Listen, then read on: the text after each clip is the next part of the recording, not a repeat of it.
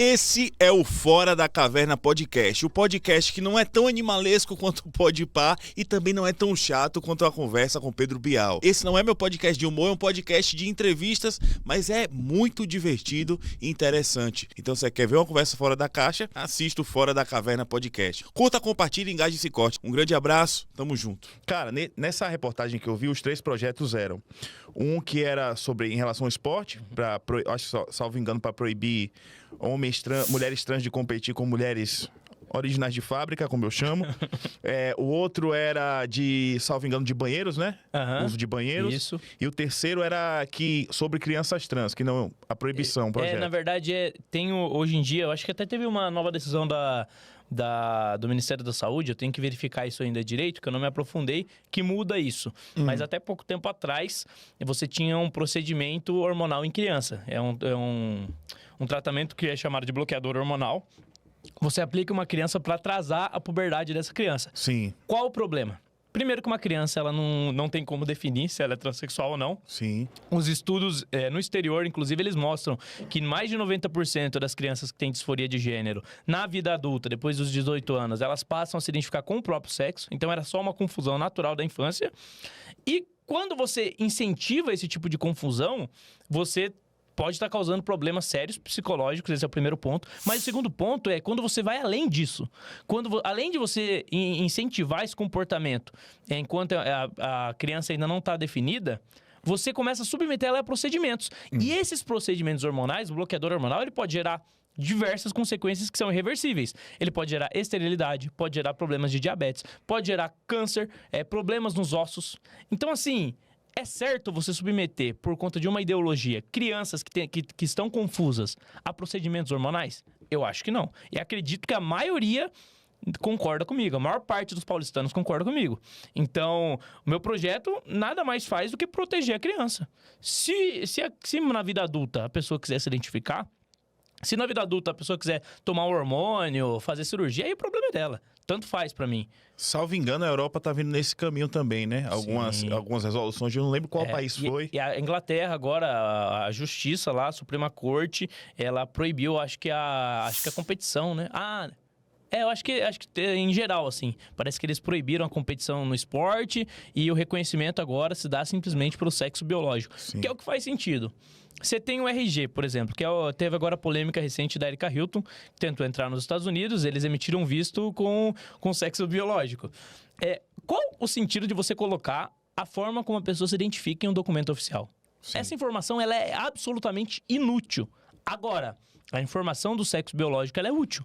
Por quê? Porque você vai poder, inclusive, numa necessidade médica, se é homem ou se é mulher, implica, né? Você precisa saber qual o sexo da pessoa. Então, até nisso, é importante. Agora, a informação da identificação, ela é inútil. Então, a partir do momento que no documento oficial você exclui essa informação, você está gerando já logo de cara um problema grave, porque a mera identificação pode ser qualquer coisa e não tem impacto nenhum para a própria medicina, no caso.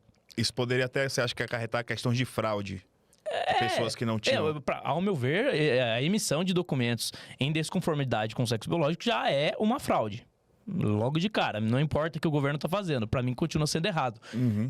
Mas para além disso, por exemplo, quando a gente fala do banheiro, as pessoas sempre questionam, mas se a pessoa, às vezes você não sabe quem é a pessoa, você não tem como identificar exatamente quem é a pessoa. Primeiro que é óbvio que não tem como identificar. Hoje nem no documento você sabe se a pessoa é do sexo masculino ou feminino.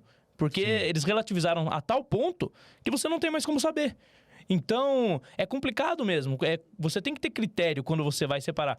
Por que eu defendo que transexuais não frequentem os mesmos banheiros que mulheres? Por quê? É porque eu sou preconceituoso? É porque eu odeio travesti? Não. É por uma questão bem simples. Se em algum momento da história decidiram dividir os banheiros, tinha um motivo. Estava acontecendo alguma coisa de errado. Sim. Então, não é à toa. Não foi uma decisão arbitrária, vamos dividir à toa, não. Sim. É porque tinham abusos, é porque existiam questões até mesmo, às vezes, de higiene. Então, separou os banheiros, o homem fica num canto, mulheres ficam no outro, para proteger e resguardar as mulheres. Agora, eles simplesmente inverteram a lógica. Porque o que vale para eles não é apenas o transexual que fez procedimentos, etc., toma hormônio, não.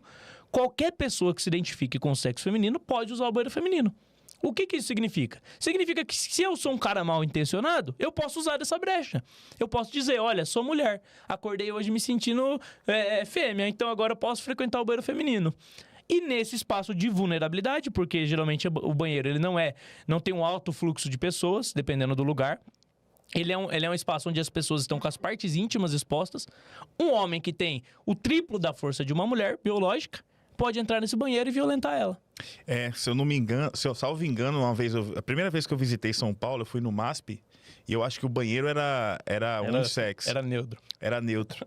Eu entrei e saiu uma mulher, fiquei incomodado como ela estava tão segura ao meu lado.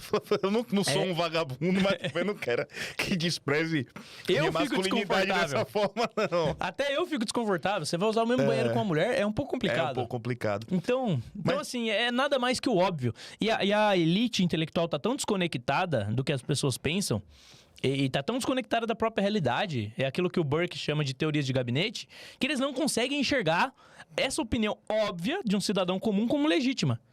Sim, eu concordo em tudo que você está falando, principalmente no esporte, porque eu acho que pode acontecer até sei lá, uma coisa séria, principalmente arte marcial. Você pôs uma mulher para lutar com um cara, com uma mulher trans, uma luta de boxe que leva muitos golpes na cabeça e o homem naturalmente tem mais força, mesmo a mulher trans, diminuindo as taxas de testosterona, vai ser um homem piorado e não vai ser uma mulher. E não é o único indicativo, né? Tem densidade óssea maior, Sim. Mais explosão muscular. Tem coisa que é reversível. Altura, envergadura. Como é que você reverte isso com hormônio? Não tem como. Pois é, mas quando se trata... Eu vi, né, nessa reportagem no UOL, que você, em um dos projetos, proibia, parece, ou pedia proibição de bloqueadores hormonais e tratamento de redesignação de gênero em clínicas públicas. É isso mesmo? É para criança. Só para criança, não é para criança. Assim, eu também não acho muito certo procedimentos que são procedimentos estéticos serem custeados com dinheiro público, porque não deixa de ser estético. É aí que eu discordo, cara. Eu não acredito que seja algo meramente estético, não. Eu acredito sim que há uma perversão da cultura woke, querer dizer... Eu não acredito que o gênero é algo subjetivo, mas... O termo que você usou, disforia de gênero, eu acredito nisso. Que é tem pessoas que têm mesmo. Um problema psiquiátrico que a pessoa tem. Se é o correto ou não você fazer essa mudança, aí eu acho que entra na questão individual de cada um. Sim. Como o transgênero, o transexual também é pagador de imposto, eu acho que seria justo também ele fazer por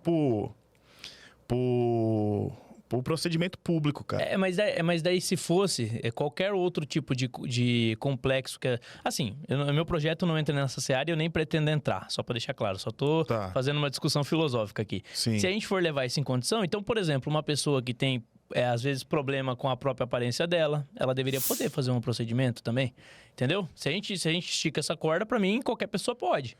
Porque, teoricamente, a pessoa ela vai fazer esse procedimento para ela se sentir melhor consigo mesma. Da mesma forma, uma pessoa que, sei lá, sofreu bullying porque tinha a orelha grande ou que tinha o nariz grande. Essa pessoa, se ela se sente desconfortável com a própria imagem, ela também não tem direito. Ela também é pagadora de impostos. Então, eu acho que aí, cara, se fosse para ser justo, todo mundo tinha que ter o direito. Então, e não é o que acontece. Eu não vejo a ciência de forma dogmática, como se fosse uma religião, como na época da pandemia, que falavam assim, viva a ciência. Parecia torcida, era ridículo esse slogan, esse jogo. É a religião deles, né, pô? Exato, só faltou ter uma camisa de time assim. Ciência era ridícula a forma como tratavam uma parada. A ciência sobrevive basicamente de uma hipótese tentando destruir outra. Sim. E uma tese tentando destruir outra, e todo mundo tava torcendo como se fosse um jogo de futebol.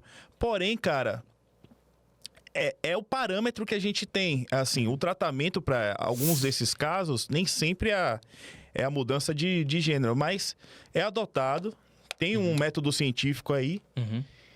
Só que por mais que moralmente eu acho um erro, é o que a pessoa pode fazer, também concordo. Aí a minha questão filosófica aqui foi só a questão do recurso público.